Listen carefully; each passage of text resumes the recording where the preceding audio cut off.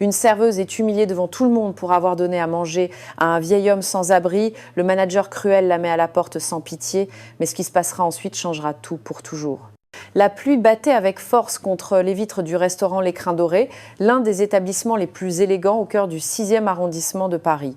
Les lumières chaudes de l'intérieur créaient un contraste parfait avec le gris de l'automne qui enveloppait la ville. À l'intérieur, le parfum du bœuf bourguignon et du magret de canard emplissait l'air, tandis que les clients bien vêtus savouraient leur repas dans une atmosphère raffinée. Amélie se déplaçait entre les tables avec une grâce naturelle. Elle avait 26 ans et travaillait à L'Écrin Doré depuis 2 ans maintenant. Ses cheveux bruns étaient toujours rassemblés en un chignon parfait et son sourire aimable avait conquis l'affection de nombreux clients habituels. Elle n'était pas une simple serveuse. Amélie connaissait les noms des clients, se souvenait de leurs préférences, demandait toujours des nouvelles de leur famille. Amélie, la table 7, tout de suite. La voix sèche de Jérôme, le manager, trancha l'atmosphère. C'était un homme d'une quarantaine d'années, toujours impeccable dans son costume bleu marine, les cheveux noirs peignés en arrière, des chaussures vernies qui brillaient sous les lumières du restaurant.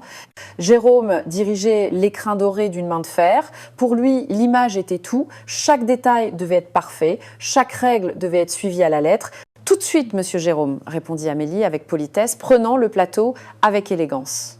C'était presque le soir quand Amélie remarqua quelque chose qui lui serra le cœur. À travers la grande baie vitrée du restaurant, elle vit un homme âgé assis sur les marches de l'entrée. Le pauvre homme était trempé par la pluie, il tremblait de froid, ses vêtements étaient usés, déchirés à certains endroits. Sa longue barbe grise était mouillée et il serrait les bras autour de son corps, cherchant désespérément un peu de chaleur. Amélie s'arrêta un instant, le plateau encore à la main, regarda le vieil homme, puis regarda à l'intérieur du restaurant où les gens riaient, mangeaient des plats coûteux, buvaient du vin prestigieux. Le contraste était déchirant. « Amélie, qu'est-ce que tu attends ?» La voix de Jérôme la ramena à la réalité. « Excusez-moi, monsieur. » Elle servit rapidement la table 7 et retourna en cuisine, mais elle ne parvenait pas à chasser cette image de son esprit. Le vieil homme était toujours là, dehors, sous la pluie battante. Pendant sa pause, alors que les autres serveurs discutaient, Amélie prit une décision. Elle savait très bien qu'il y avait une règle de fer à L'Écrin Doré, jamais, absolument jamais, donner de la nourriture aux personnes qui mendiaient près du restaurant. Jérôme l'avait répété 1000 fois. « Ça ruine l'image de l'établissement », disait-il toujours. « Nos clients paient pour une expérience de luxe. Je ne veux pas de mendiants devant la porte. » Mais Amélie ne pouvait pas simplement ignorer cette personne. C'était un être humain, il avait froid, il avait faim. Comment pouvait-elle dîner tranquillement en sachant que quelqu'un souffrait à quelques mètres de là ? Le cœur battant, Amélie entra en cuisine, parla à voix basse avec l'un des cuisiniers les plus âgés, un homme bienveillant nommé Philippe, qui la connaissait bien. « Philippe, pourrais-tu me préparer un bol de soupe à l'oignon avec un morceau de pain ?» Philippe la regarda dans les yeux et comprit immédiatement. Il hocha la tête en silence et en quelques minutes lui passa un plat fumant recouvert d'une feuille d'aluminium. « Fais attention, Amélie, » murmura Philippe. « Tu sais comment est monsieur Jérôme ?» Amélie hocha la tête, attendit le bon moment, quand Jérôme était occupé à parler avec un client important dans le salon privé. Elle prit le plat, le cacha sous une serviette et sortit rapidement par la porte latérale du restaurant. La pluie la frappa immédiatement, mouillant son visage. Amélie s'approcha du vieil homme qui la regarda avec des yeux fatigués et surpris. « Bonsoir, monsieur », dit Amélie avec douceur, s'agenouillant à côté de lui. « J'ai pensé que vous pourriez avoir faim, c'est pour vous. » Les mains tremblantes du vieil homme prirent le plat, ses yeux s'emplirent de larmes. « Que Dieu vous bénisse, mademoiselle », murmura-t-il d'une voix brisée par l'émotion. « Que Dieu vous bénisse vraiment », Amélie sourit. À ce moment, sous la pluie froide de Paris, les genoux mouillés sur le trottoir, elle sentit qu'elle avait fait ce qu'il fallait, peu importait ce que disaient les règles. C'était un geste humain, simple, nécessaire, mais ce qu'Amélie ne savait pas, c'est que quelqu'un l'observait. À travers la vitre du restaurant, une silhouette en costume bleu marine avait tout vu. Et cette silhouette était furieuse. Amélie souriait encore au vieil homme quand elle entendit la porte du restaurant s'ouvrir avec violence. Le bruit de la vitre qui tremblait fit se retourner tous les passants dans la rue. « Amélie !» La voix de Jérôme résonna comme un coup de tonnerre dans la soirée pluvieuse. Elle se retourna brusquement et le vit sur le seuil du restaurant, le visage rouge de colère, les yeux lançant des éclairs. À cet instant, le cœur d'Amélie se serra. Jérôme traversa rapidement les quelques mètres qui les séparaient, ses pas lourds sur le trottoir mouillé. Derrière lui, quelques clients et serveurs s'étaient approchés de la porte, curieux de comprendre ce qui se passait. « Qu'est-ce que tu fiches, bon sang ?» Hurla Jérôme en gesticulant furieusement. La pluie mouillait son costume coûteux, mais il s'en fichait, il était complètement hors de lui. Amélie se releva, le cœur battant à tout rompre. « Monsieur Jérôme, Monsieur avait froid et faim. « J'ai juste pensé que… » « Ce que tu as pensé, » l'interrompit Jérôme d'une voix tranchante, « tu as pensé à ruiner la réputation de mon restaurant, tu as pensé à transformer l'écrin doré en une soupe populaire. » Les clients à l'intérieur du restaurant étaient maintenant tous aux fenêtres, observant la scène. Quelques dames élégantes chuchotaient entre elles, les autres serveurs regardaient en silence, les yeux baissés, terrorisés d'être les prochains à subir les foudres du manager. « Mais monsieur, ce n'est qu'un bol de soupe », tenta d'expliquer Amélie, la voix tremblant légèrement. « J'ai pensé que c'était la bonne chose à faire. » La bonne chose, Jérôme rit, mais c'était un rire amer, dépourvu de tout humour. La bonne chose aurait été de suivre les règles que je t'ai données le premier jour de travail. Tu t'en souviens, ou peut être que tu te crois plus intelligente que moi. Le vieil homme, toujours assis sur les marches avec le plat à la main, regardait la scène avec tristesse et un sentiment de culpabilité. Il voulait dire quelque chose, défendre cette jeune fille si gentille, mais les mots ne sortaient pas de sa gorge. « Regardez !»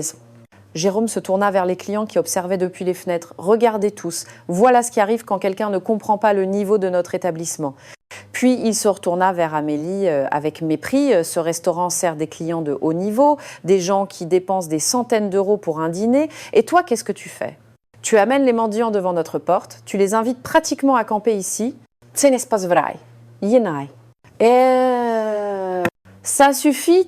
Le cri de Jérôme fit taire Amélie immédiatement. « Je ne veux pas entendre tes excuses.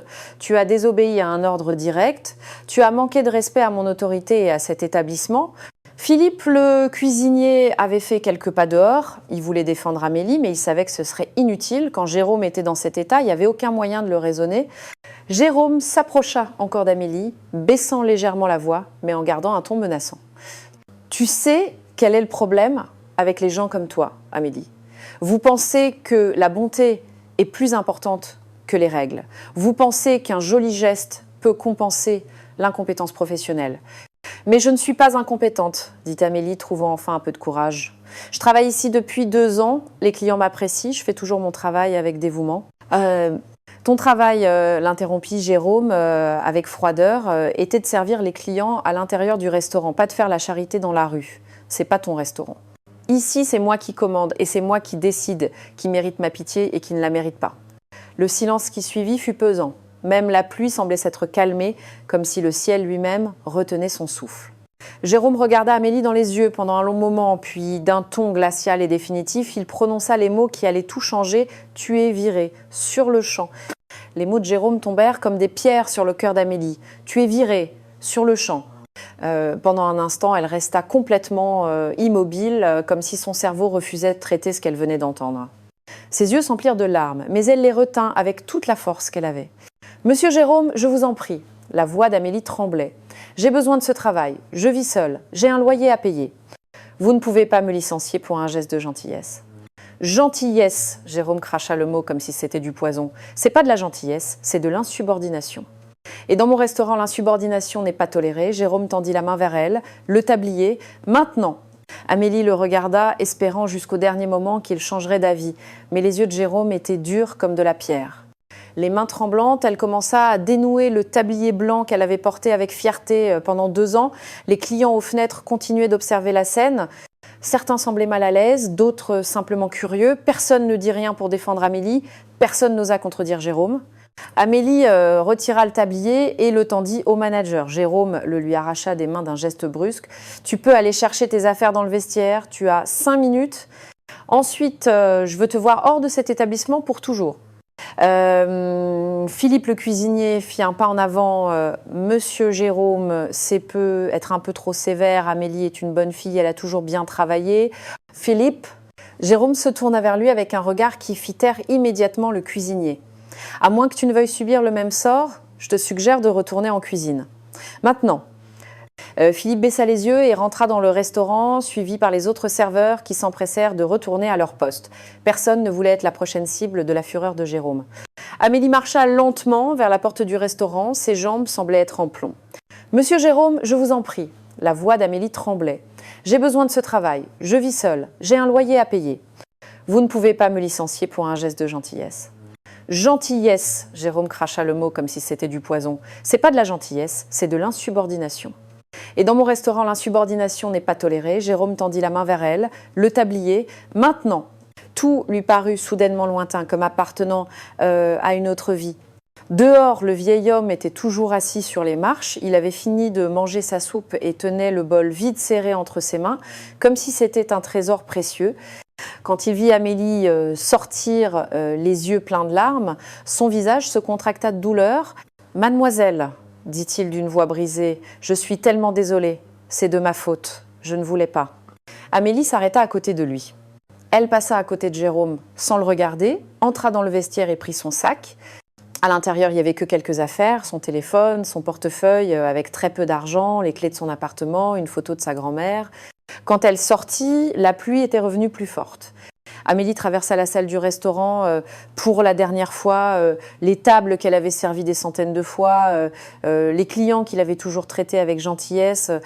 Chaque pas l'éloignait de l'écrin doré, du travail qu'elle aimait, de la stabilité qu'elle avait construite avec tant d'efforts. Derrière elle, à travers les fenêtres du restaurant, Jérôme observait la scène, les bras croisés et une expression de froide satisfaction. Il avait montré qu'il commandait, il avait protégé l'image de son établissement. Pour lui, c'était la bonne décision. Mais tandis qu'Amélie disparaissait dans l'obscurité de la soirée parisienne, le vieil homme resta assis sur les marches, regardant le bol vide entre ses mains. Et dans son regard, il y avait quelque chose que personne n'aurait pu imaginer, quelque chose qui allait tout changer. Les jours qui suivirent son licenciement furent les plus difficiles de la vie d'Amélie. Elle vivait dans un petit appartement au 3e étage d'un vieil immeuble dans le quartier de Bastille. Ce n'était pas luxueux, mais c'était son refuge, l'endroit qu'elle appelait « chez moi ». Le lendemain matin, Amélie se réveilla les yeux gonflés de larmes. La réalité la frappa comme un coup de poing dans l'estomac. Elle n'avait plus de travail, plus de salaire. Le loyer était dû dans 2 semaines et sur son compte en banque, il y avait à peine 400 €. Elle prit son téléphone et commença à chercher des annonces, restaurants, bars, cafés, partout où l'on cherchait du personnel. Elle envoya son CV à des dizaines d'établissements dans tout Paris, puis elle s'habilla et sortit pour déposer des CV en personne. Le premier restaurant qu'elle visita s'appelait la Brasserie Moderne, un lieu élégant non loin de l'Opéra Garnier. Le propriétaire, un homme d'une 50aine d'années, lut son CV avec attention. « Vous avez travaillé à l'écrin doré ?» demanda-t-il en haussant un sourcil. « Oui, monsieur », répondit Amélie avec un sourire plein d'espoir. L'homme prit son téléphone. « Excusez-moi un instant. » Il composa un numéro et Amélie entendit quelques mots de la conversation. « Oui, Jérôme », une certaine Amélie. « Je vois. Merci pour l'information. » Quand il raccrocha, son attitude avait complètement changé. « Je suis désolée, mademoiselle, nous n'avons pas de poste disponible pour le moment. » Amélie comprit immédiatement ce qui s'était passé. Jérôme avait dit du mal d'elle. La même scène se répéta dans 4 autres restaurants cette semaine-là. Chaque fois qu'elle mentionnait l'écrin doré, les propriétaires appelaient Jérôme et chaque fois la réponse était la même, aucun poste disponible. Les semaines passèrent. Amélie chercha du travail, même en dehors du secteur de la restauration. Elle essaya dans des magasins, des supermarchés, partout. Mais Paris était une ville chère et les emplois étaient rares. La concurrence était féroce. Ses économies diminuaient de jour en jour. Amélie commença à faire des économies drastiques. Elle n'achetait que le pain et les pâtes les moins chers. Elle arrêta de prendre le métro et marchait partout, même sous la pluie. Elle éteignit le chauffage dans son appartement et dormait avec 3 couvertures pour économiser sur la facture. Un après-midi, Madame Dubois, sa voisine de 82 ans, frappa à sa porte. « Ma chère Amélie, j'ai fait trop de potage, vous en voulez un peu ?» La vieille dame avait un sourire doux mais des yeux malicieux. Elle savait qu'Amélie traversait une période difficile. Amélie sentit les larmes monter, mais elle les retint. « Merci, Madame Dubois, c'est très gentil. » Malgré ces difficultés, Amélie continuait d'aider Madame Dubois. Elle l'aidait à faire ses courses, sortait ses poubelles, lui tenait compagnie quand elle se sentait seule. Elle n'avait pas d'argent à offrir, mais elle pouvait offrir son temps et sa gentillesse. Un soir, en marchant dans la rue, Amélie passa devant l'écrin doré. Elle s'arrêta un instant, cachée dans l'ombre, et regarda à travers les fenêtres illuminées. Le restaurant était plein de clients. Elle vit Jérôme se pavaner entre les tables avec son attitude autoritaire habituelle. Elle vit les serveurs courir nerveux, clairement intimidés. Pendant un instant, Amélie sentit un pincement au cœur. C'était pas la nostalgie du travail lui-même, mais du sentiment d'appartenance, de la routine, de la sécurité qu'elle avait perdue. Alors qu'elle s'apprêtait à partir, elle vit quelque chose qui lui serra le cœur. une jeune serveuse, peu, être dit neufant, pleurait dans un coin près de la cuisine. Jérôme lui criait dessus pour quelque chose. Amélie baissa les yeux et continua son chemin. Elle savait que cet endroit ne lui manquait pas vraiment. Ce qui lui manquait, c'était la dignité de gagner sa vie honnêtement. Cette nuit-là, dans son appartement froid, Amélie regarda le plafond et se fit une promesse. Elle n'abandonnerait pas. Elle ne laisserait pas Jérôme détruire son esprit. Elle trouverait un moyen de s'en sortir. Mais elle ne savait pas que le destin préparait déjà quelque chose d'incroyable, quelque chose qui allait tout changer. Pendant qu'Amélie luttait chaque jour pour survivre, le restaurant L'Écrin Doré continuait sa vie normale, comme si rien ne s'était jamais passé. Les lumières brillaient chaque soir, les clients élégants entraient et sortaient, et l'argent continuait de remplir la caisse enregistreuse. Jérôme marchait entre les tables, la poitrine bombée d'orgueil. Après avoir licencié Amélie, il se sentait encore plus puissant, il avait montré à tout le monde qui commandait. Il avait protégé le bon nom du restaurant, ou du moins c'est ce qu'il croyait. « Garçon, ce vin n'est pas assez frais ». La voix sèche de Jérôme résonna dans la salle. Un jeune serveur, nouvellement embauché depuis 3 semaines, se précipita à la table. « Excusez-moi, monsieur, je le change immédiatement. » « Je ne veux pas d'excuses, je veux de l'efficacité, dit Jérôme d'un ton glacial. Si tu n'es pas capable de faire ton travail, il y a 100 personnes dehors prêtes à prendre ta place. » Le garçon hocha la tête nerveusement et disparut en cuisine. Les autres serveurs baissèrent les yeux, espérant ne pas être les prochains. C'était la méthode de Jérôme, le contrôle par la peur. Ses employés le craignaient plus qu'ils ne le respectaient. Personne n'osait le contredire, personne n'osait faire quelque chose qui n'était pas écrit dans ses règles strictes. Un soir, le propriétaire de l'établissement, M. Durand, vint faire une de ses rares visites. C'était un homme d'une 60aine d'années qui possédait 3 restaurants à Paris, mais laissait la gestion quotidienne à ses managers. « Jérôme, excellent travail comme toujours, dit Durand en regardant la salle pleine de clients. Les chiffres de ce mois-ci sont excellents. Les recettes ont augmenté de 12% par rapport à l'année dernière. » Jérôme sourit avec satisfaction. « Merci, Monsieur Durand, j'ai mis en place de nouvelles stratégies de gestion du personnel. Une discipline de fer et des standards élevés, c'est la formule gagnante. » « Continuez comme ça, dit Durand en lui donnant une tape sur l'épaule. Vous êtes le meilleur manager que j'ai jamais eu. Ces mots remplirent Jérôme d'encore plus d'arrogance. Il se sentait invincible, il se sentait justifié dans chacune de ses décisions, y compris celle d'avoir chassé Amélie. Au cours de cette même semaine, Jérôme organisa une réunion avec tout le personnel avant l'ouverture du soir. « Je veux être clair avec vous tous, dit-il en marchant de long en large devant les serveurs et les cuisiniers alignés. L'Écrin Doré n'est pas un endroit pour les faibles, ni pour ceux qui se laissent guider par les émotions. Ici, on travaille avec un professionnalisme absolu. » Il fit une pause dramatique, puis continua. « Certains d'entre vous ont travaillé avec Amélie. Eh bien, elle ne travaille plus ici. Et vous savez pourquoi ? Parce qu'elle a pensé que ses règles personnelles étaient plus importantes que les miennes. Elle a pensé qu'elle pouvait décider de ce qui est juste et de ce qui est faux. » Philippe, le cuisinier âgé, serrait les poings en cuisine. Il voulait dire quelque chose, défendre la mémoire d'Amélie, mais il savait que ce serait inutile. Et il avait une famille à nourrir. Il ne pouvait pas se permettre de perdre son travail. « Regardez dehors, dit Jérôme en désignant la rue à travers la fenêtre. Paris est plein de restaurants. Paris est plein de gens qui cherchent du travail. Si un seul d'entre vous pense pouvoir faire comme Amélie, la porte est là. Personne ici n'est irremplaçable. » Le silence dans la salle était pesant. Personne n'osa dire un mot. Ce soir-là, le restaurant fut particulièrement bondé. Il y avait une fête pour un important homme d'affaires qui avait réservé une table pour 12 personnes. Jérôme s'assura personnellement que tout soit parfait, le meilleur vin, les plats préparés à la perfection, le service impeccable. À la fin de la soirée, alors qu'il comptait les recettes dans son bureau, Jérôme s'adossa à sa chaise avec un sourire de satisfaction. Plus de 3 000 € en une seule nuit. Le restaurant fonctionnait comme une machine parfaite. Il se regarda dans le miroir accroché au mur de son bureau. Il vit un homme à succès, un homme qui avait atteint ses objectifs par la discipline et la détermination. Il ne lui vint jamais à l'esprit que cette même discipline impitoyable, ce même manque d'humanité, entraînerait bientôt des conséquences qu'il n'aurait jamais pu imaginer. Le destin préparait déjà son plan et était sur le point de frapper à la porte de l'Écrin Doré. 3 mois s'étaient écoulés depuis le licenciement d'Amélie. L'automne avait laissé place à l'hiver et Paris s'était couverte d'un manteau de froid piquant. Les rues brillaient de lumière de Noël et la ville semblait plus belle que jamais. C'était un jeudi soir quand quelque chose d'inhabituel se produisit à l'Écrin Doré. Un homme entra dans le restaurant d'un pas sûr et mesuré.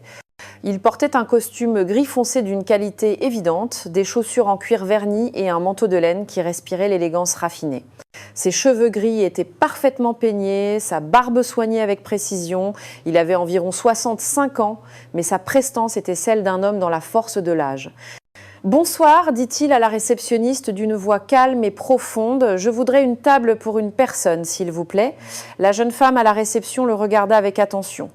Il y avait quelque chose chez cet homme qui inspirait un respect immédiat.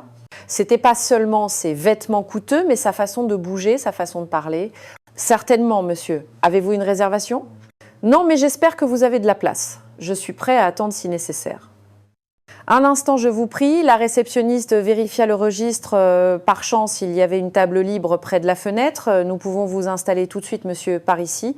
L'homme suivit la jeune femme jusqu'à la table, s'assit calmement, prit le menu et commença à le lire avec attention.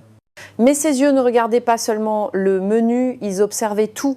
Les serveurs qui couraient nerveusement entre les tables, l'atmosphère tendue qui régnait dans l'établissement, la façon dont les autres employés baissaient les yeux en passant près de quelqu'un qui semblait être le responsable. Jérôme, depuis sa place habituelle près du bar, remarqua le nouveau client. Il ne le reconnaissait pas, mais l'élégance de l'homme suggérait qu'il était quelqu'un d'important, peut être un entrepreneur, peut être un politicien. Jérôme décida de s'en occuper personnellement. « Bonsoir monsieur », dit Jérôme en s'approchant avec son meilleur sourire professionnel. « Bienvenue à l'Écrin Doré, je suis Jérôme, le manager. Puis-je vous conseiller quelque chose de spécial ce soir ?» L'homme leva les yeux du menu et fixa Jérôme pendant un long moment. Ses yeux étaient perçants comme s'il lisait dans l'âme du manager. « Le bœuf bourguignon, s'il vous plaît, et un verre de votre meilleure Bourgogne. »« Excellent choix, monsieur. Vous serez servi immédiatement. » Pendant le dîner, l'homme mangea lentement, savourant chaque bouchée, mais il continuait d'observer. Il vit un jeune serveur trébucher légèrement en portant un plateau. Il vit Jérôme s'approcher de lui et le réprimander d'une voix basse mais dure. Il vit la peur dans les yeux du garçon. Il vit Philippe en cuisine à travers la porte entr'ouverte, préparant les plats avec des mains expertes mais avec une expression triste sur le visage. Après avoir terminé son repas, l'homme fit un geste discret à Jérôme. « L'addition, s'il vous plaît. » Jérôme apporta personnellement l'addition. « J'espère que tout a été à votre goût, monsieur. » « La nourriture était excellente, dit l'homme en sortant une carte de crédit. Puis, d'un ton désinvolte, il ajouta « Vous gérez ce restaurant depuis longtemps ?»« 5 ans, répondit Jérôme avec fierté. Et je peux dire que l'Écrin Doré n'a jamais été aussi prospère. Je vois. L'homme hocha lentement la tête. Et le personnel, sont-ils tous satisfaits de travailler ici ?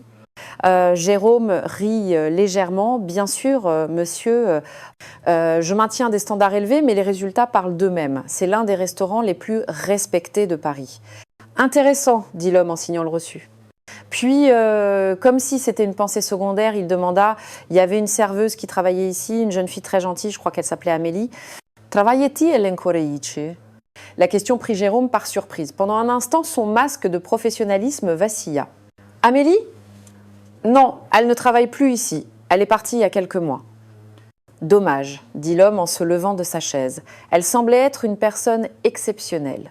Jérôme le regarda avec curiosité. « Vous la connaissiez, monsieur ?» L'homme sourit mais ne répondit pas. Il prit son manteau, remercia poliment et se dirigea vers la sortie. Jérôme resta là avec une étrange sensation dans la poitrine.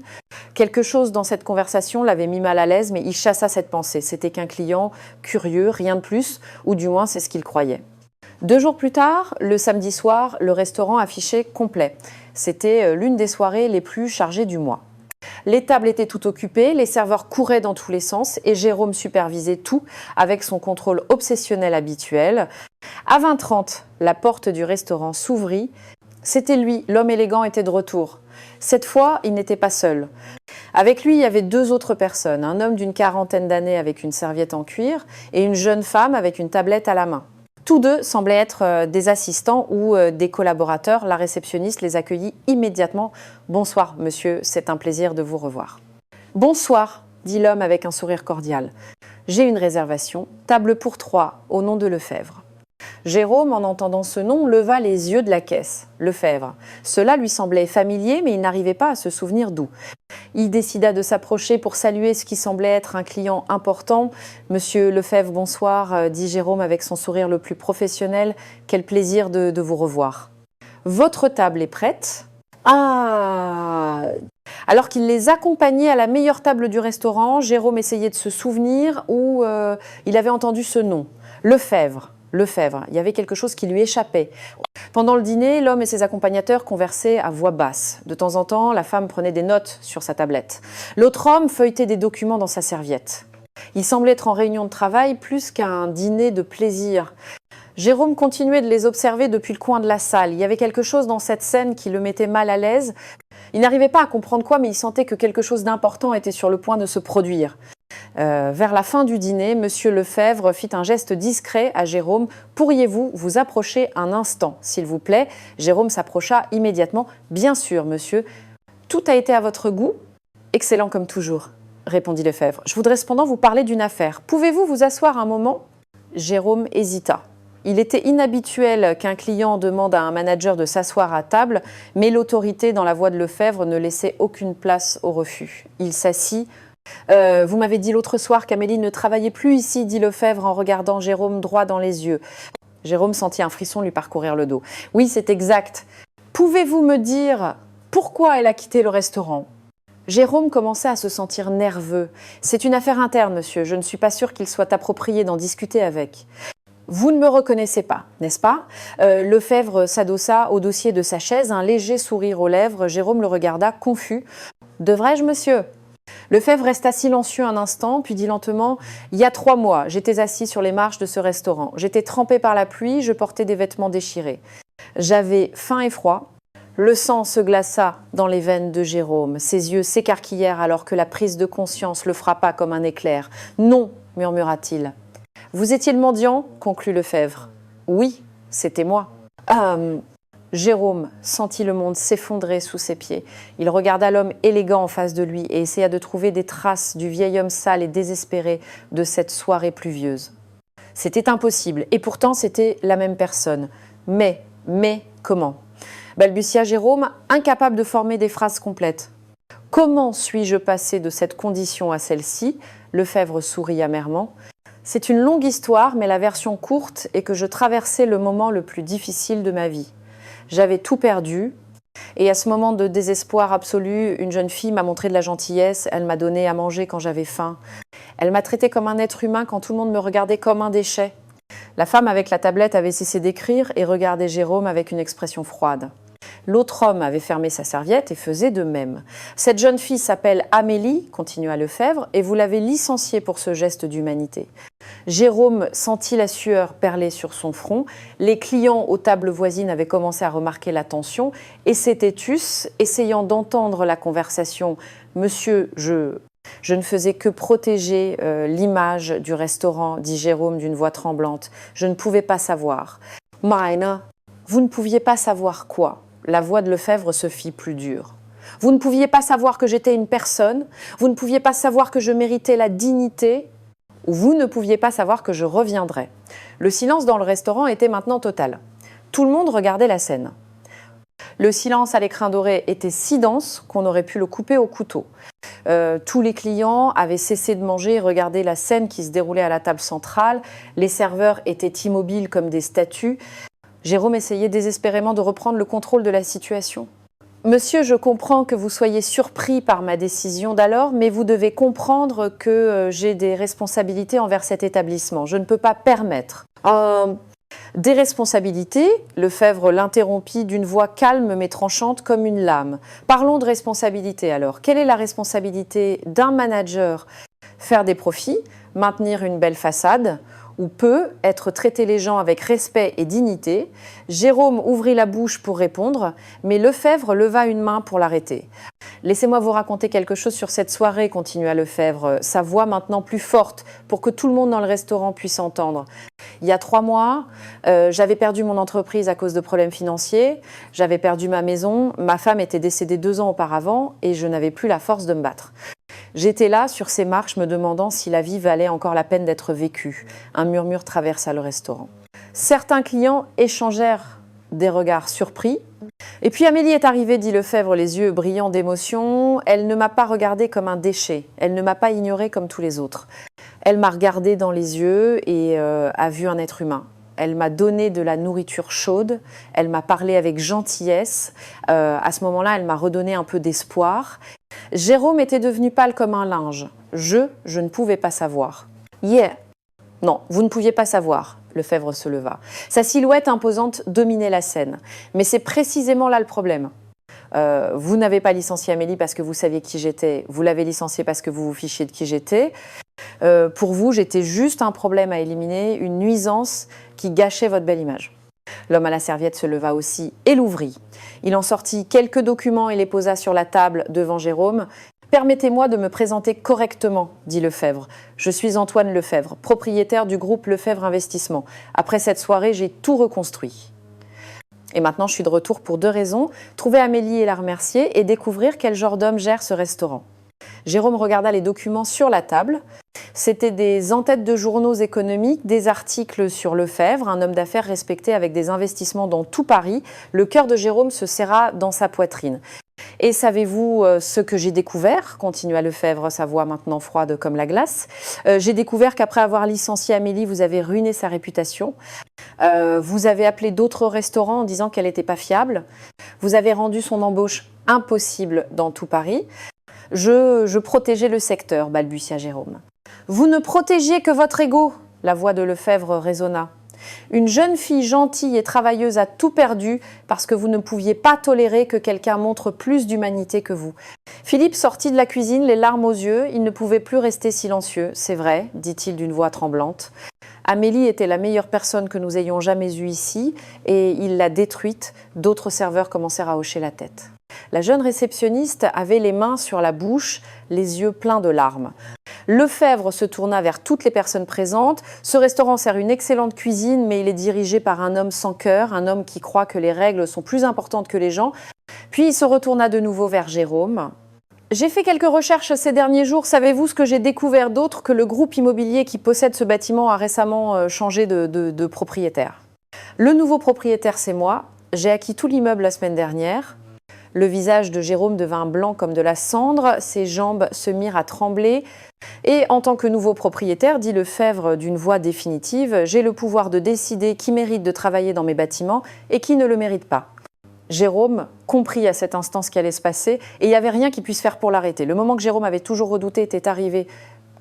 Après des années à commander d'une main de fer, après des années à humilier ses employés et à se sentir invincible, il allait enfin payer le prix de sa cruauté. Monsieur Lefebvre, Jérôme tenta désespérément de sauver la situation, sa voix tremblait. Je vous en prie, pouvons-nous parler en privé? Je suis sûre que nous pouvons trouver un arrangement. Un arrangement? Lefebvre rit amèrement.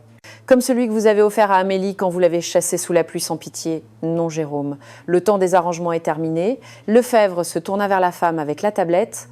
Madame Rossi, s'il vous plaît, lisez le document. La femme hocha la tête et commença à lire à haute voix. Sa voix claire résonnait dans tout le restaurant silencieux.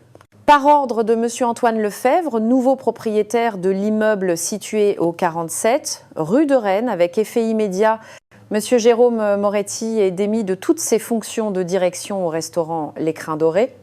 Le contrat de travail est résilié immédiatement pour violation grave des principes éthiques et comportements inappropriés envers le personnel. Un murmure traversa le restaurant. Certains clients hochaient la tête en signe d'approbation, d'autres semblaient choqués par la scène. Jérôme chancela devant s'appuyer sur la table pour ne pas tomber. « Vous ne pouvez pas faire ça. » Monsieur Durand est le propriétaire du restaurant. Monsieur Durand, intervint l'homme à la serviette, est locataire. Il loue cet espace.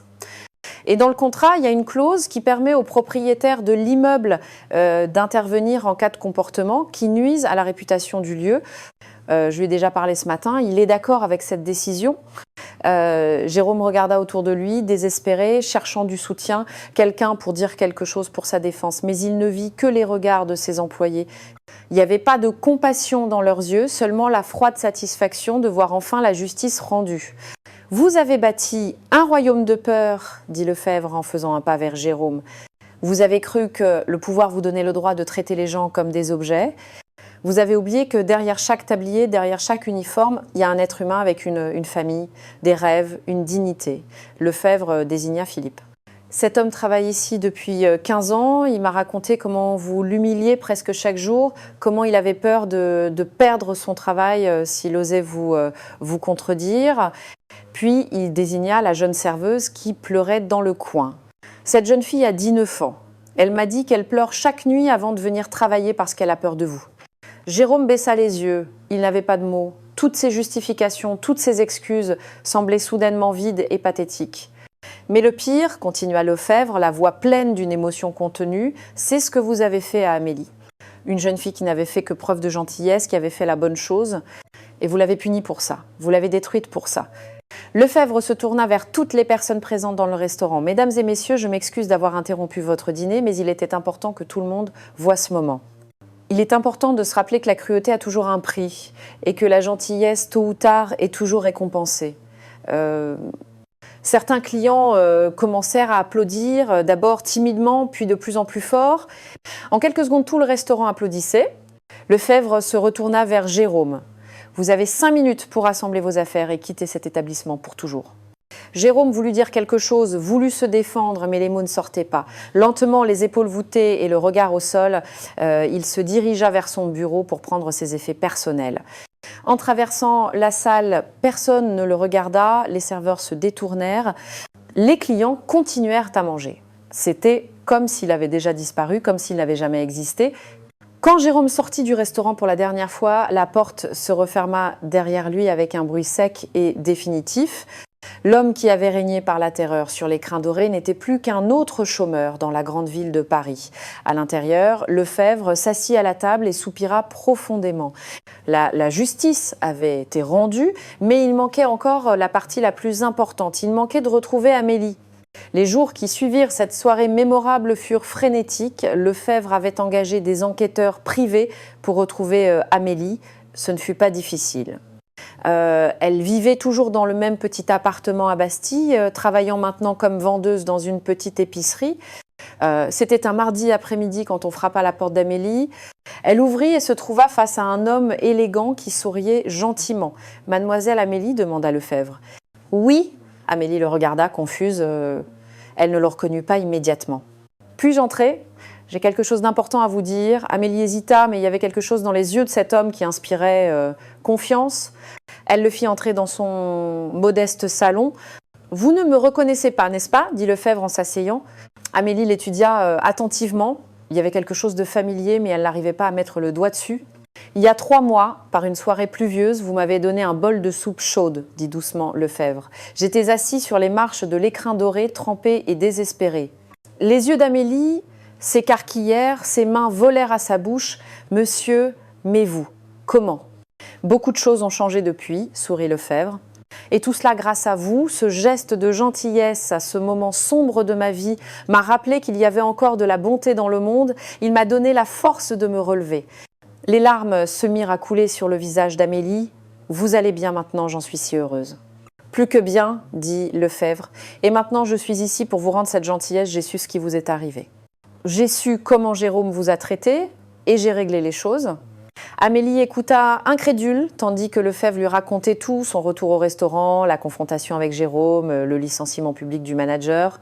« Mais ce n'est pas tout, continua Lefebvre. J'ai parlé à Monsieur Durand, le propriétaire de l'écrin doré. Nous avons convenu que le restaurant a besoin d'une nouvelle direction. Une direction basée sur la gentillesse, le respect, la dignité humaine. Il sortit une enveloppe de sa veste et la tendit à Amélie. « Ceci est un contrat. Vous êtes invitée à retourner à l'écrin doré, non pas comme serveuse, mais comme directrice générale. Ce sera vous qui gérerez le personnel, qui créerez un environnement de travail où les gens sont traités avec respect. Le salaire est 3 fois supérieur à ce que vous gagnez avant. » Amélie regarda l'enveloppe, les mains tremblantes. Elle n'arrivait pas à croire ce qu'elle entendait. « Mais monsieur, je n'ai pas d'expérience en tant que manager. »« Adios !» « Vous avez quelque chose de bien plus important que l'expérience, dit Lefebvre avec chaleur. Vous avez un bon cœur, de l'empathie, vous savez ce que c'est de lutter. Et cela fait de vous la personne parfaite pour guider ce restaurant vers une nouvelle ère. » Amélie ouvrit l'enveloppe et lut le contrat. Les larmes coulaient maintenant librement sur son visage. « Je ne sais pas quoi dire. »« Dites oui, sourit Lefebvre. Le monde a besoin de plus de gens comme vous à des postes de responsabilité. 2 semaines plus tard, Amélie entra à l'Écrin doré en tant que nouvelle directrice. Philippe fut le premier à la serrer dans ses bras, pleurant de joie. Les autres serveurs l'accueillirent avec des applaudissements et des sourires sincères. Le restaurant prospéra sous sa direction bienveillante. Les employés travaillaient heureux, les clients sentaient l'atmosphère positive et l'Écrin doré devint connu non seulement pour son excellente cuisine, mais aussi pour son humanité. Jérôme, pendant ce temps, luttait pour trouver du travail. Aucun restaurant à Paris ne voulait embaucher un manager avec sa réputation. Il faisait enfin l'expérience de ce qu'il avait fait subir à Amélie. Et Amélie, elle, ne ressentit aucune satisfaction de la chute de Jérôme. Elle ne ressentit que de la gratitude pour la seconde chance que la vie lui avait donnée. Car à la fin, la bonté gagne toujours. Peut-être pas tout de suite, peut-être pas facilement, mais à la fin, la gentillesse trouve toujours le chemin du retour.